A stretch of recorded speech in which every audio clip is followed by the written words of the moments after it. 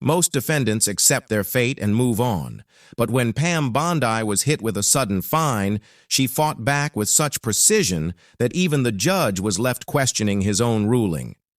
Pam Bondi never expected the day to start like this. Courtroom 3B in a Tampa courthouse was supposed to be just another stop in her schedule, a quick hearing, nothing more. She'd been in this room dozens of times, facing judges with varying levels of experience, but nothing about today seemed out of the ordinary. She sat at the defendant's table, her expression neutral as she glanced through a few notes, reflecting on all the prior cases she had handled.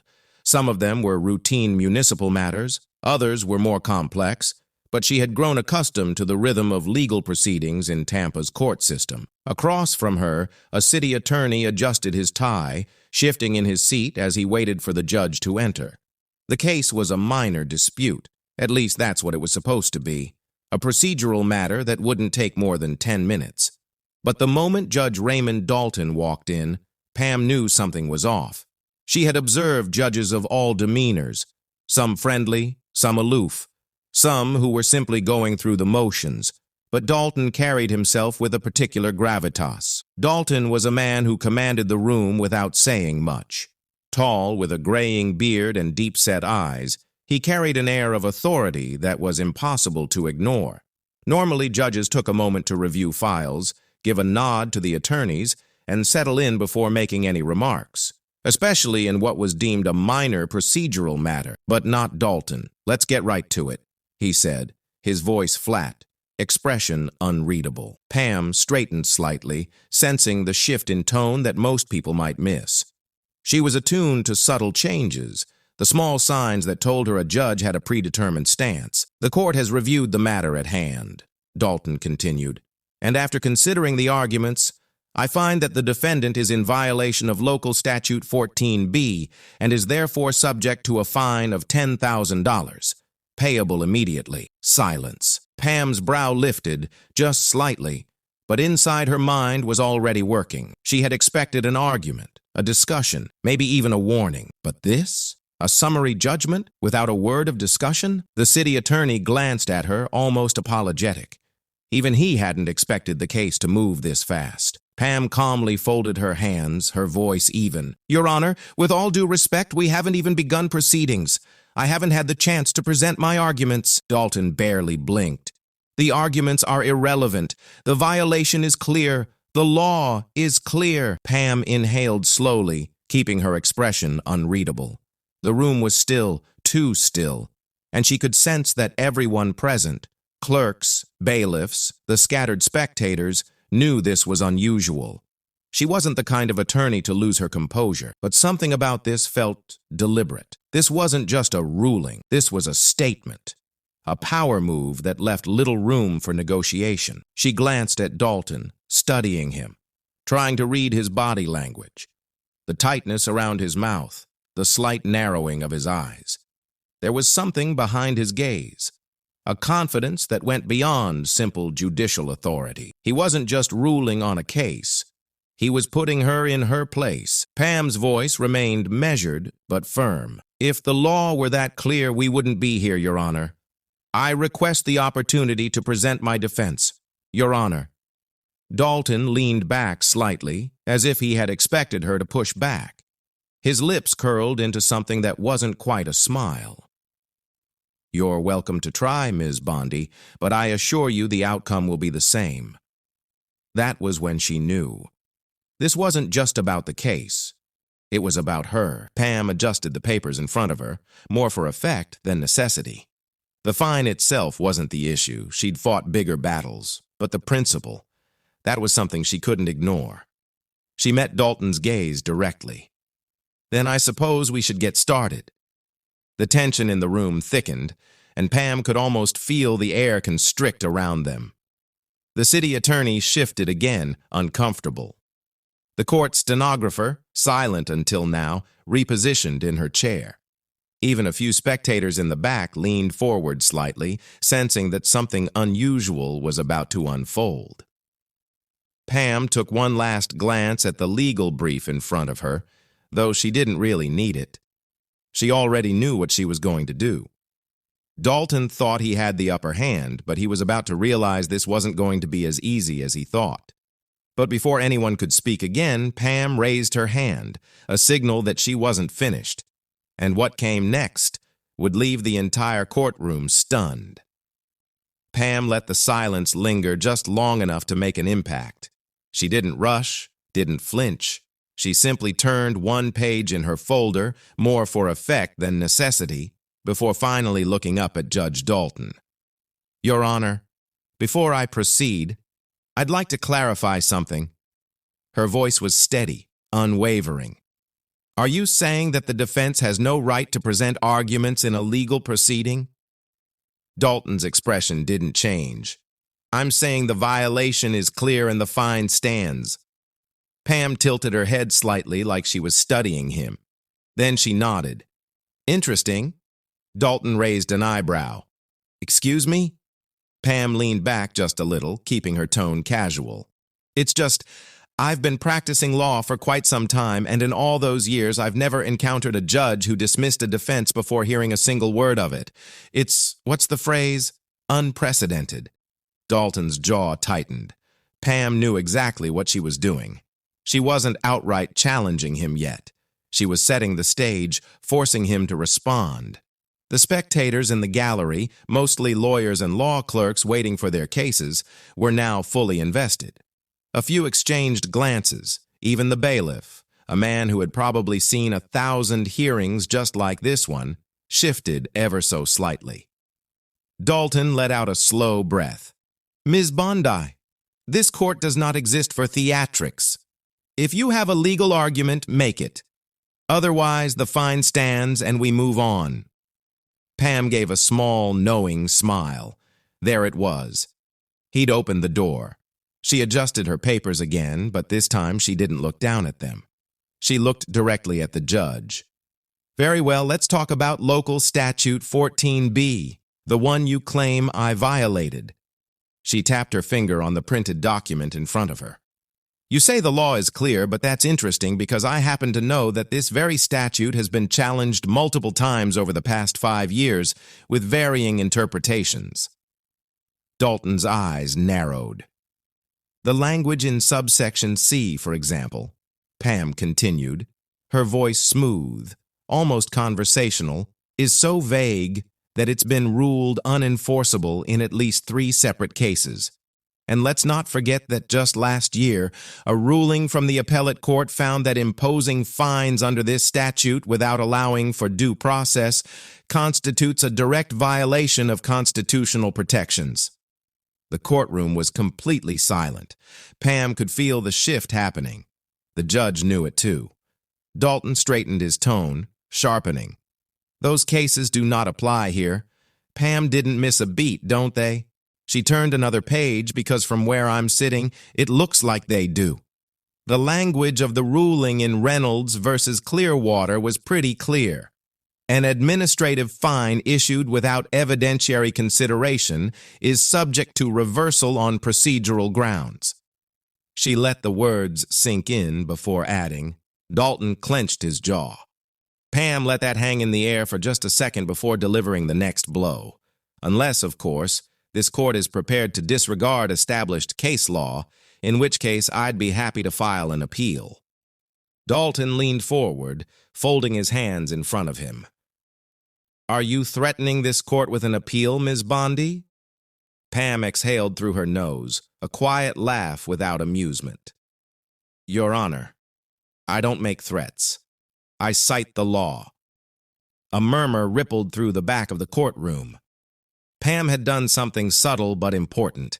She had shifted the power dynamic. She had forced the judge to defend his position rather than simply issuing rulings without question. Dalton knew it too. The city attorney, who had been sitting quietly up until now, cleared his throat. "Your Honor, if I may?" Dalton lifted a hand, cutting him off. His eyes stayed locked on Pam's. There was a long pause. Then finally the judge spoke. "Very well.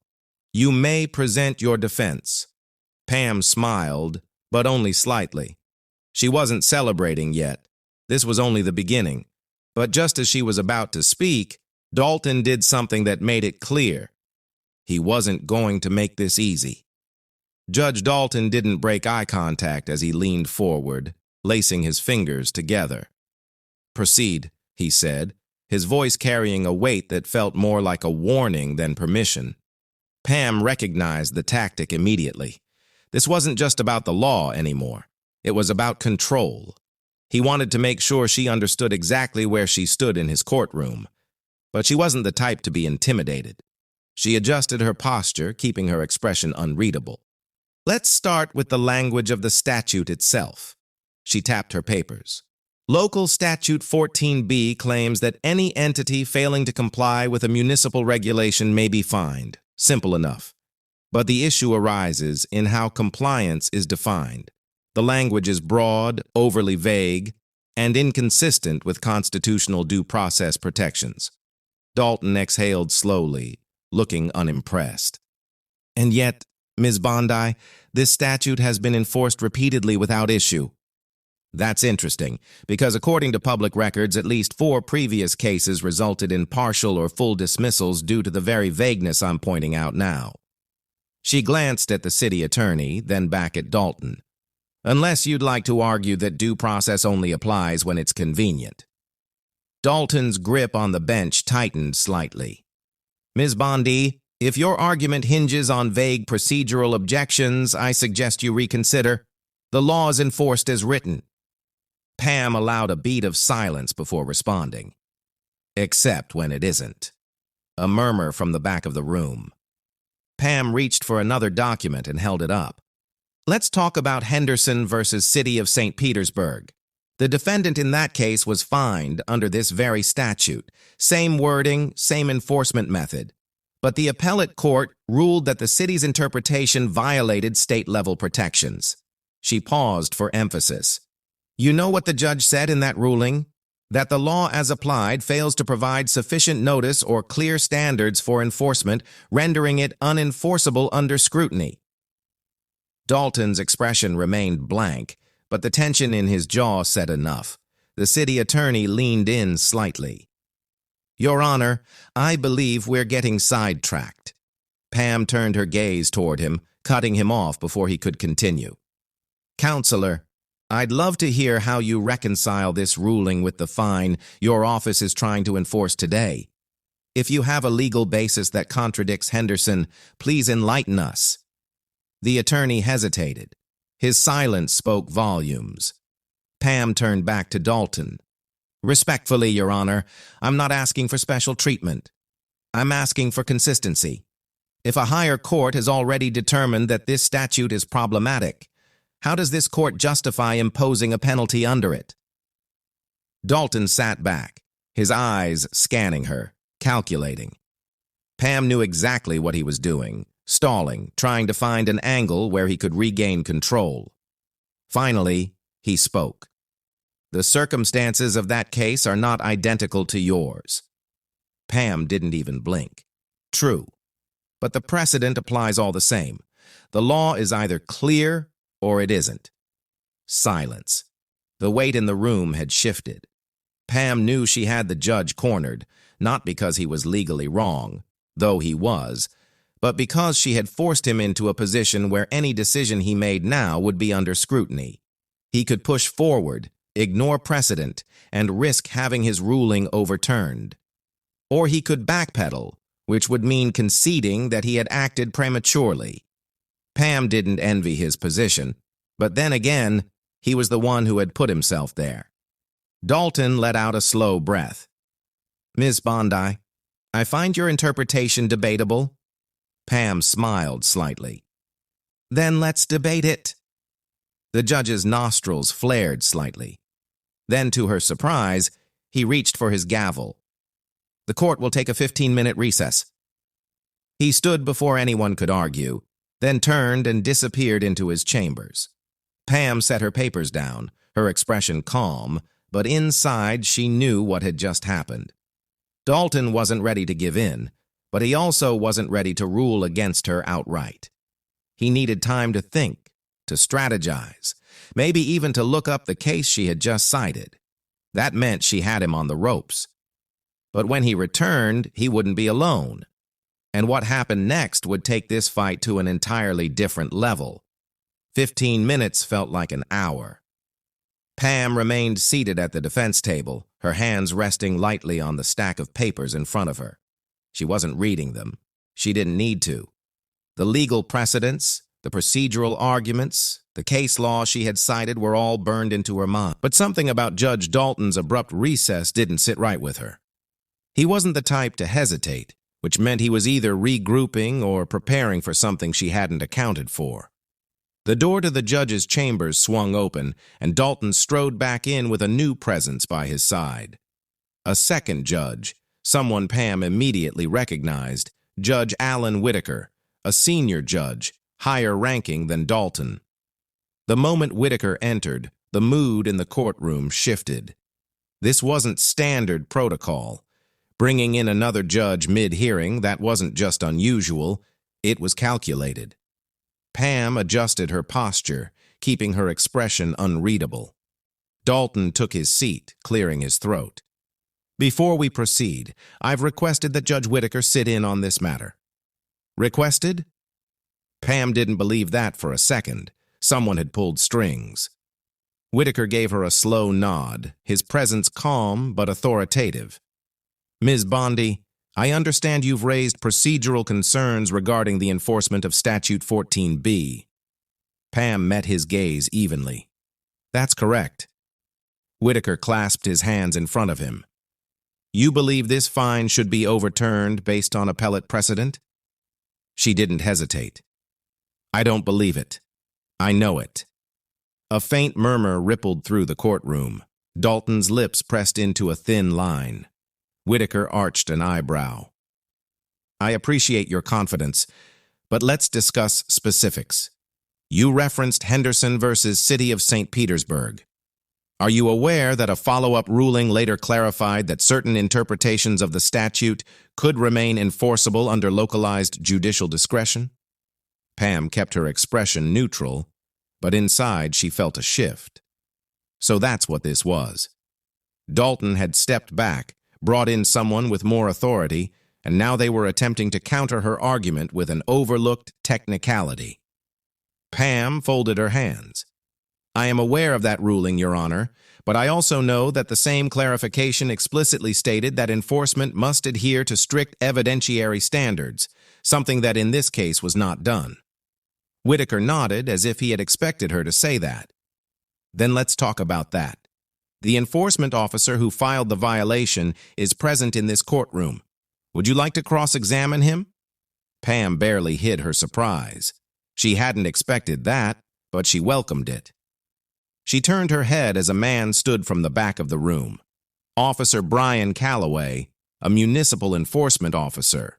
He was middle-aged, dressed in a crisp Navy uniform, and carried himself with the confidence of someone who rarely had to justify his decisions.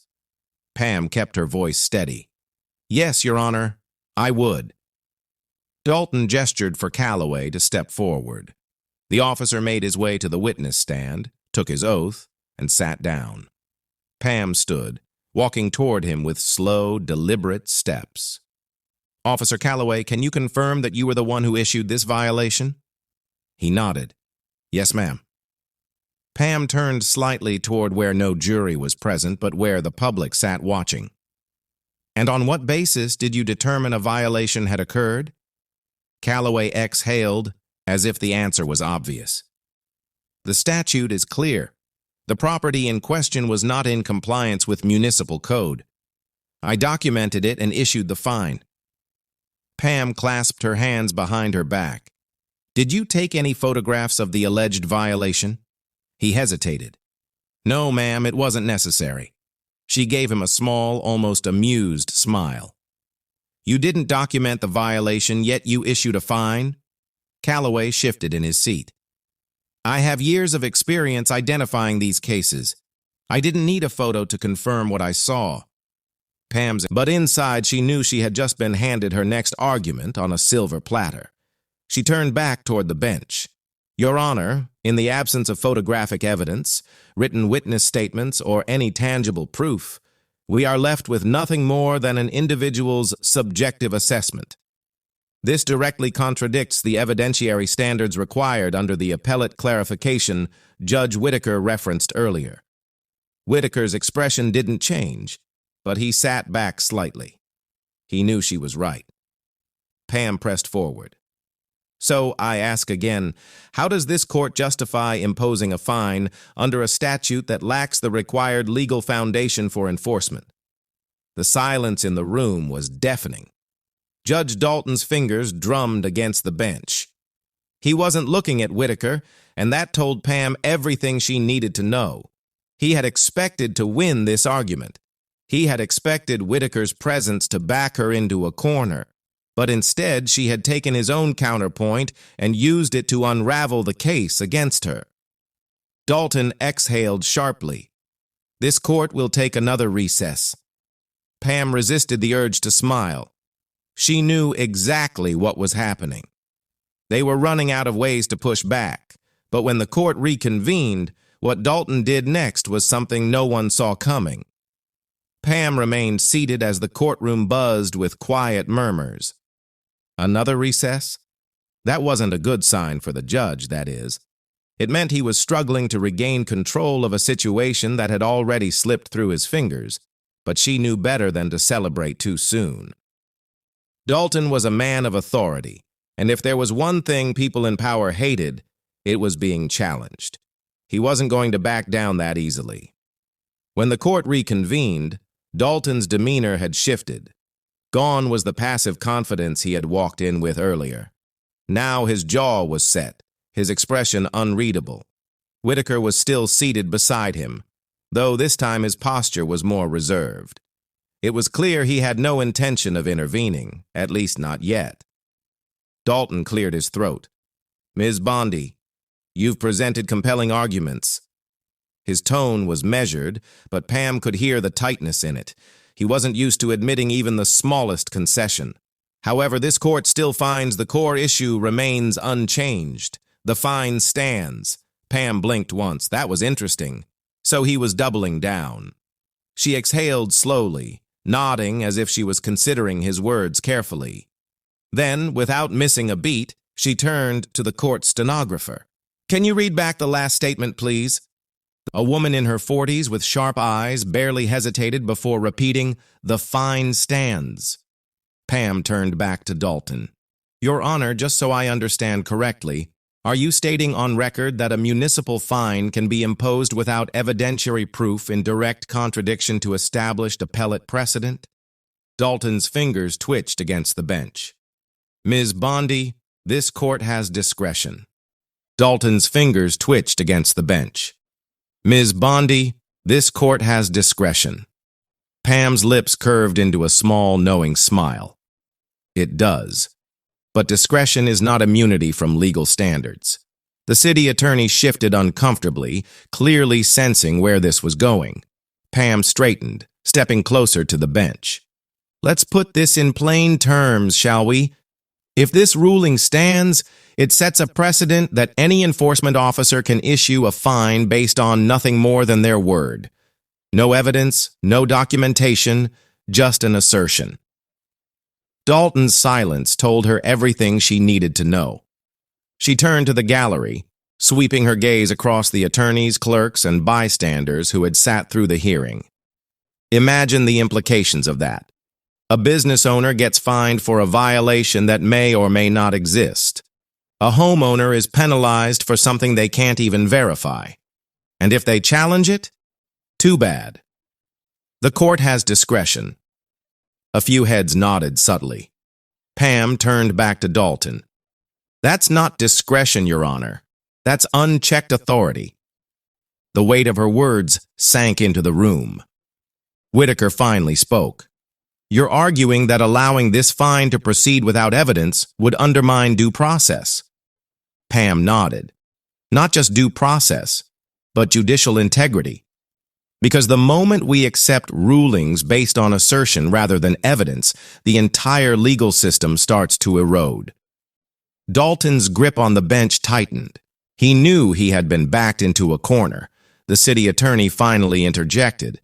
Your Honor, if I may. Dalton held up a hand. His face was unreadable, but Pam could see the frustration in his eyes. There was no winning this. Not for him. Finally, after what felt like an eternity, Dalton exhaled. This court finds that the imposed fine does not meet the necessary evidentiary threshold for enforcement.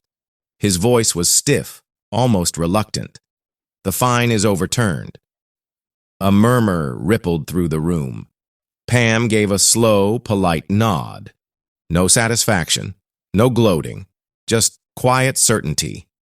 Dalton tapped his gavel against the bench. Court adjourned. Just like that, it was over. Pam gathered her papers, tucking them neatly into her folder. As she turned to leave, she caught Whitaker watching her, his expression unreadable. Then, just as she stepped toward the exit, she heard Dalton's voice one last time. "Ms. Bondi?" She turned. Dalton's eyes met hers. "I underestimated you." Pam gave him a small smile. "You wouldn't be the first." She turned and walked out of the courtroom, her heels clicking against the polished floor. But as she left, she knew one thing for certain. This case wouldn't just be forgotten. It had set a precedent, one that would ripple far beyond this courtroom. And somewhere, in another case, another judge would think twice before assuming they held all the power. Pam walked down the marble hallway, her pace steady, but her mind still sharp. The weight of what had just happened wasn't lost on her. She had walked into that courtroom expecting a routine hearing. What she got instead was a battle of power, law, and ego, and she had won. But she also knew something else. People like Dalton didn't forget moments like these. They didn't like losing, especially not in front of a full courtroom. As she neared the courthouse exit, a voice called from behind. "Ms. Bondi, a moment." She turned to find Judge Whitaker approaching, his expression still unreadable. He wasn't the kind of man who engaged in unnecessary, so if he was stopping her now, it wasn't just to exchange pleasantries. Pam crossed her arms loosely. "Something on your mind, Judge?" Whitaker studied her for a moment before speaking. "You're good." Pam smiled slightly. "I try." He nodded, glancing briefly at the courtroom doors behind him before lowering his voice just enough so only she could hear. "I wasn't brought in to observe, Ms. Bondi. I was brought in to contain." Pam raised an eyebrow. "To contain what exactly?" Whitaker exhaled, his eyes scanning hers. "Judge Dalton doesn't like losing. In this case, it wasn't just about a fine. It was about setting an example." Pam already knew that, but hearing it confirmed only made the victory feel more significant. She kept her voice even. "So what happens now?" Whitaker hesitated, then gave her a look that held both respect and warning. "You'll have people watching you, and not just here." Pam understood exactly what he meant. Today, she had done more than win a case. She had challenged a system that thrived on compliance, and that didn't go unnoticed. She nodded once. "I appreciate the heads up." Whitaker gave her one last look before stepping back toward the courtroom. Pam turned toward the exit, pushing the heavy courthouse doors open and stepping into the bright afternoon sun. The air felt different, lighter, sharper. This wasn't the first time she had fought a battle in court, and it wouldn't be the last. But there was a lesson in today's fight, one she hoped others would see. Power wasn't about who sat behind the bench. It wasn't about titles, robes, or authority. It was about knowing the rules well enough to challenge them. It was about standing firm when others expected you to back down.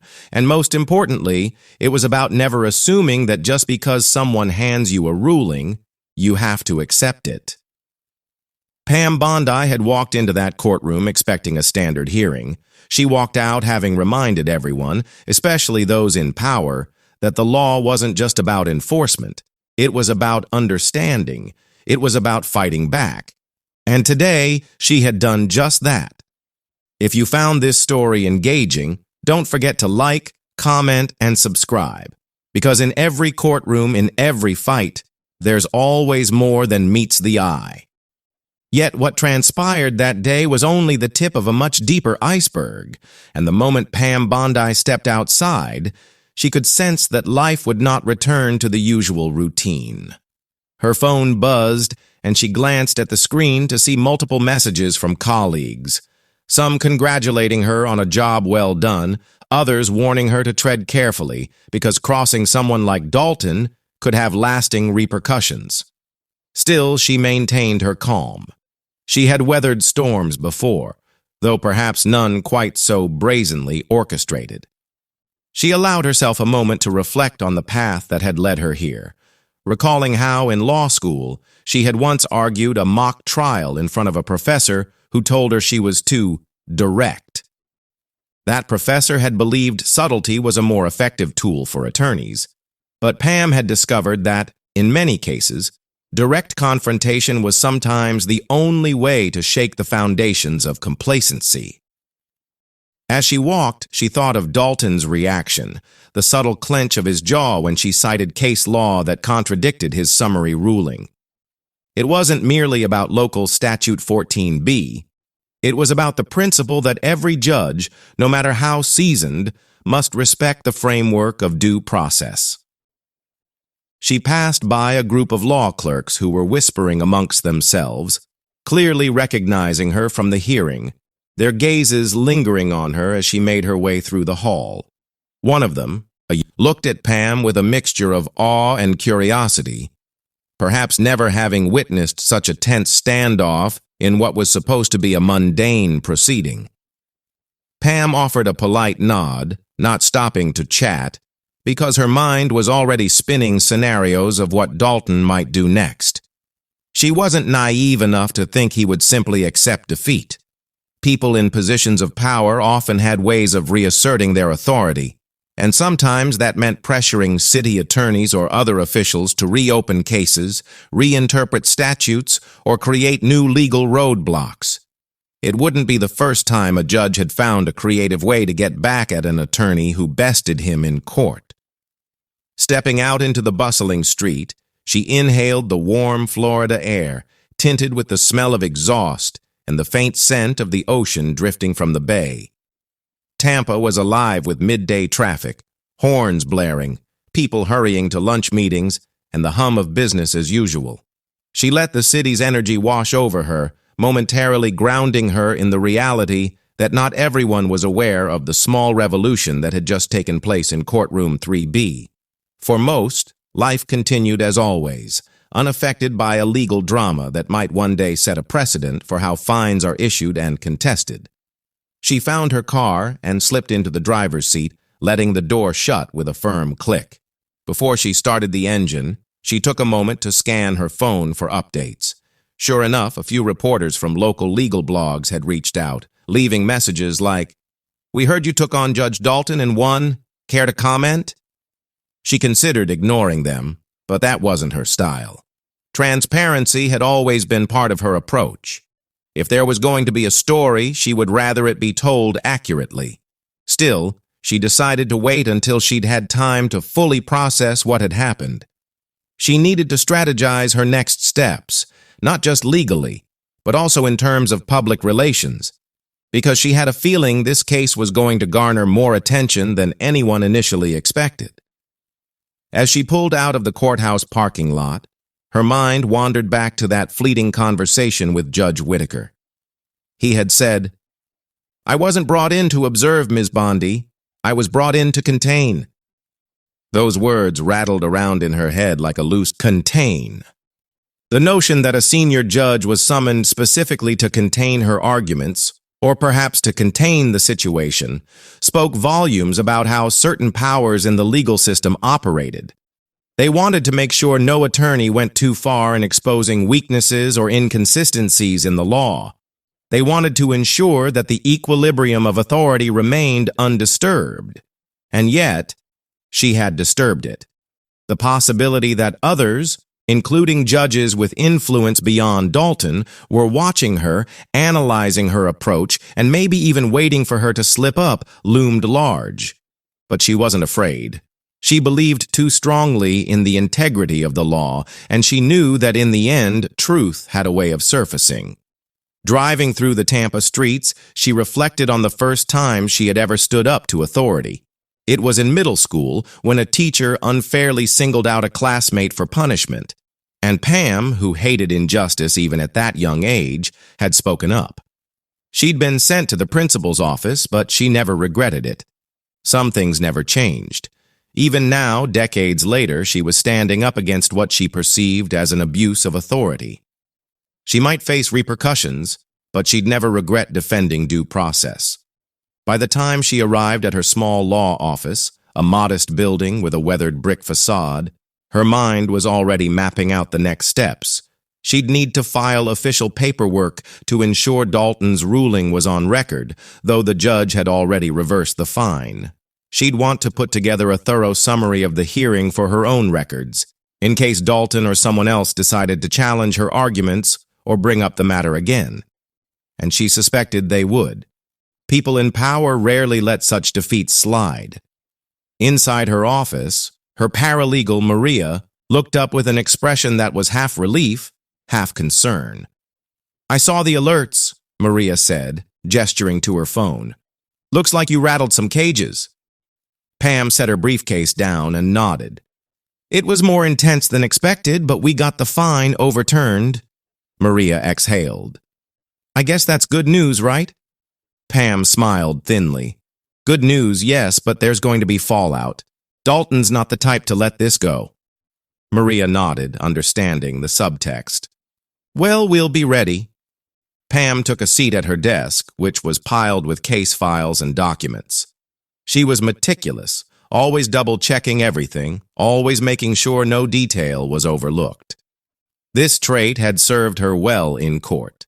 She opened her laptop and began drafting a detailed summary of what had transpired, weaving in every reference to precedent she'd cited, every reaction from Dalton, and every moment of tension that had shaped the hearing. As she typed, she felt the same surge of purpose she always felt when fighting for what she believed in. Even though it was just a minor municipal fine on paper, it symbolized something larger. The principle that no one, not even a judge, should bypass proper legal procedure. She spent the next hour compiling everything, cross-referencing the cases she'd mentioned, ensuring that every point she had made in court was documented.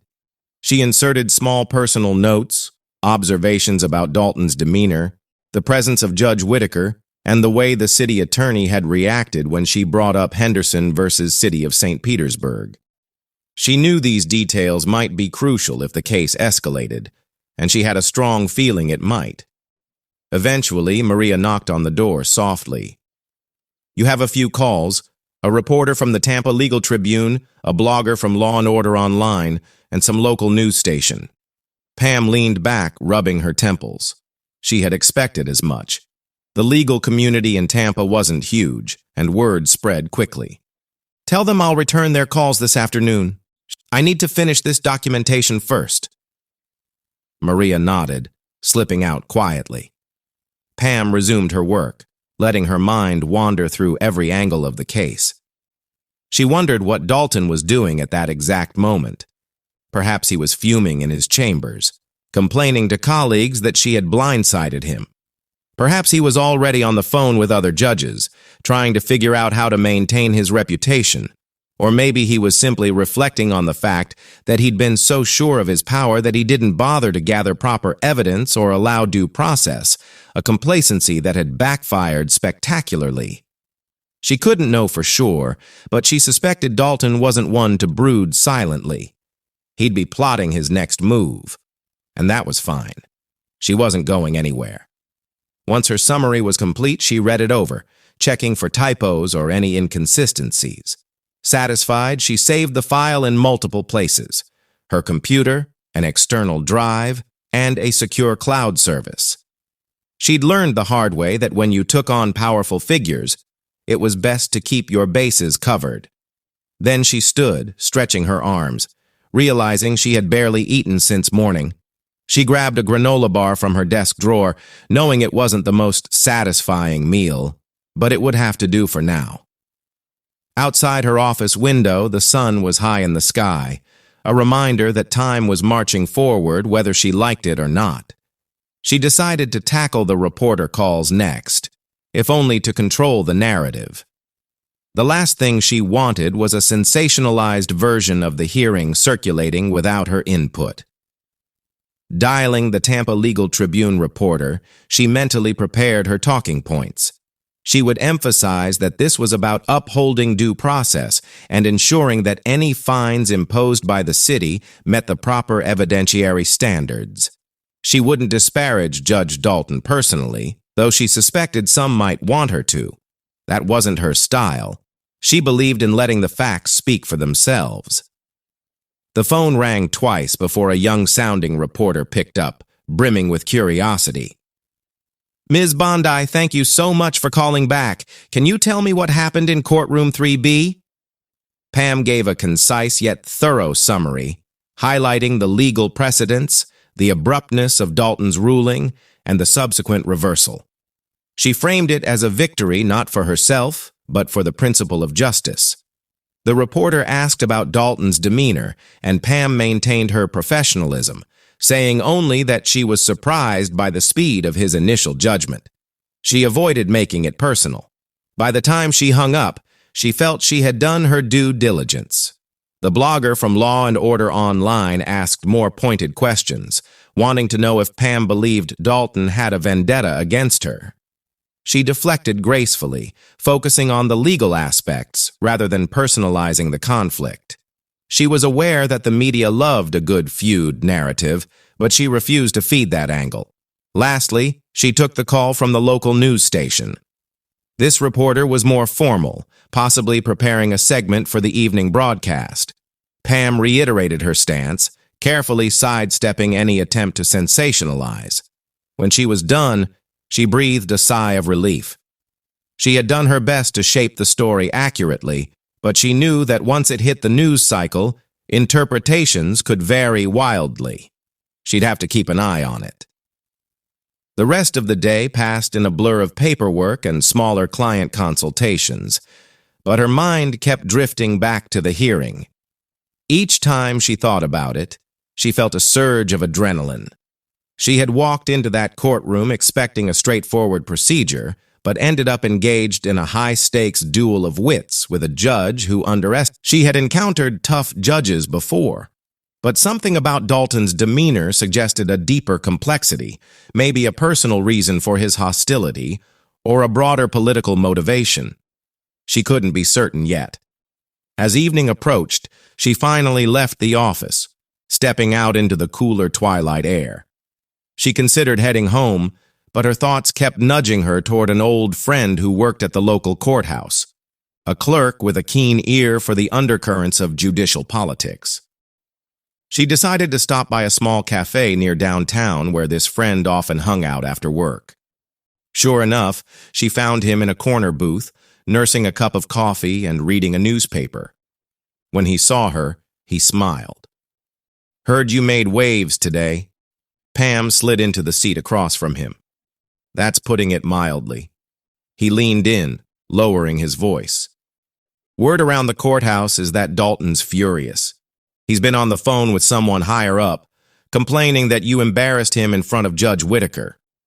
Pam shrugged. "He embarrassed himself by ignoring procedure." Her friend nodded. "True, but you know how these things go. They circle the wagons when one of their own is challenged." Pam took a moment to let that sink in. "So, you think he'll try something else?" "Wouldn't surprise me," her friend replied. "I've seen judges do all sorts of backdoor maneuvers when they feel threatened, like quietly lobbying for new rules or pushing the city attorney's office to reopen cases on technicalities. But I also heard that some of the other judges are privately applauding you. Dalton's been on a power trip for a while." Pam sipped the coffee her friend offered her, grateful for the insider perspective. She felt a mix of caution and validation. If some judges supported her stance, she wasn't alone. Yet Dalton's capacity for retaliation was something she couldn't ignore. She spent another half hour catching up, gleaning what she could about the mood in the courthouse corridors. By the time she left, the sky was dark. and the city lights reflected off the water in the bay, casting shimmering patterns on the streets. She drove home with a sense of renewed determination. She wouldn't let Dalton or anyone else intimidate her. The next morning, Pam woke up to a flurry of texts, including links to local news stories about the hearing. Some headlines were straightforward. Local attorney challenges judge, wins reversal on fine. Others were more sensational. Fiery showdown in Tampa courtroom leaves judge red-faced. Pam rolled her eyes at the exaggeration but appreciated that the core facts seemed to be intact. She spent a few moments scanning social media. Most reactions from the local community were positive, praising her for standing up to what they perceived as an unfair ruling. A few critics accused her of grandstanding, but she took that in stride.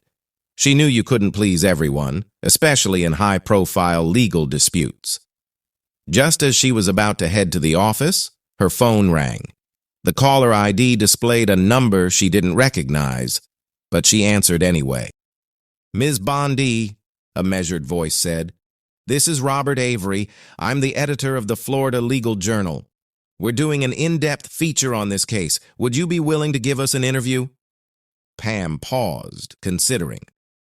The Florida Legal Journal was well respected in legal circles, and an in-depth feature could shape how the broader legal community perceived the hearing.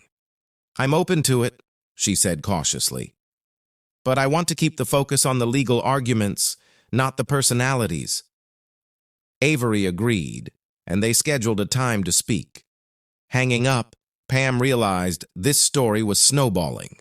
What had started as a minor procedural hearing was turning into a statewide discussion about judicial overreach, due process, and the boundaries of municipal statutes. She couldn't help but wonder if that had been Dalton's plan all along, to create a spectacle. But if it was, it had backfired. Arriving at her office, she found Maria already fielding calls from prospective clients who had seen the news and now wanted Pam's representation for their own disputes with the city. Pam gave Maria a wry smile. "Well, at least business is good." Maria grinned. "You're becoming a local hero. People like someone who stands up to the system." Pam's smile faded a bit. "I'm not trying to be a hero. I just want the law to be applied correctly." Maria nodded. "Sometimes that's the same thing." Pam spent the morning reviewing new inquiries, deciding which cases she could realistically take on. She also planned out her interview with the Florida Legal Journal. She wanted to articulate her stance clearly. This was about ensuring that fines or any legal penalties be supported by evidence and proper procedure. It was about reminding everyone, especially those in power, that the legal system isn't just a tool for authority figures to wield. It's a structure designed to protect rights and maintain fairness. By midday, she had a moment to reflect on the magnitude of the situation. She thought about how the tension in Dalton's courtroom had felt like a physical force pressing down on her, how every eye had been on her, waiting to see if she'd cave or stand her ground. She recalled the flicker of doubt in Dalton's eyes when she cited precedents that contradicted his position, the silent fury that emanated from him when he realized he was cornered. She remembered the spectators leaning forward in their seats, sensing that something transformative was happening. And she remembered how the weight of years of legal experience had guided her instincts, telling her exactly when to push, when to remain silent, and when to present the final blow that would unravel Dalton's ruling. That afternoon, she received a call from an old mentor, a retired judge she had clerked for years ago. "I heard about your case," he said, his tone one of admiration. "You handled yourself well. Don't let them scare you." Pam smiled, feeling a warmth in her chest. "Thank you, I won't." The retired judge sighed. "Dalton's got connections. The law is supposed to be about justice, not about preserving someone's ego." As the conversation ended, Pam felt a surge of gratitude for the support. She wasn't alone, even if she was the one in the spotlight. Over the next few days, the story continued to evolve. Dalton remained silent publicly, which only fueled speculation about his motives. Some local activists seized on the case, using it as an example of why judicial transparency was necessary. They called for more oversight of municipal fines and greater clarity in local statutes, echoing Pam's arguments. Meanwhile, Pam went about her daily routine, handling new and existing cases, but always aware that a larger spotlight was on her. She maintained her composure, remembering the advice of her old mentor. Do the right thing, and don't let them scare you. Each time she walked into a courtroom, she could feel the weight of other attorneys' gazes, the curious stares of clerks, the watchful eyes of judges who wondered if she might challenge them too. She never went looking for a fight, but she also refused to shrink away from one if it found her. By the end of the week, she had compiled a thorough file on everything related to the fine and the hearing. She also had a growing list of new clients who had approached her with their own stories of questionable municipal penalties. Pam found herself in an unexpected position.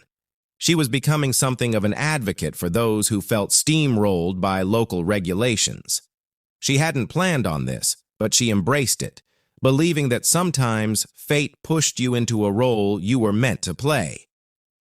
Late Friday evening, as she was finishing up some paperwork, she got another call from Judge Whitaker. Surprised, she answered. "Ms. Bondi," he said, "I wanted to check in. I've been hearing chatter that Dalton might be considering some sort of procedural counter move." Pam leaned back in her chair, heart rate ticking up slightly. "What kind of move?" "He might be looking into the possibility of sanctioning you for disrespecting the court, or something along those lines," Whitaker explained. "I thought you should know." Pam closed her eyes for a moment, feeling a swell of frustration. "That's ridiculous. I didn't disrespect anyone. I followed proper procedure." Whitaker's voice was calm. "I know, but keep your guard up. This isn't about right or wrong for Dalton. It's about saving face. If he can find any technicality to file a complaint against you, he might try." Pam exhaled, gathering herself. "Thank you for telling me."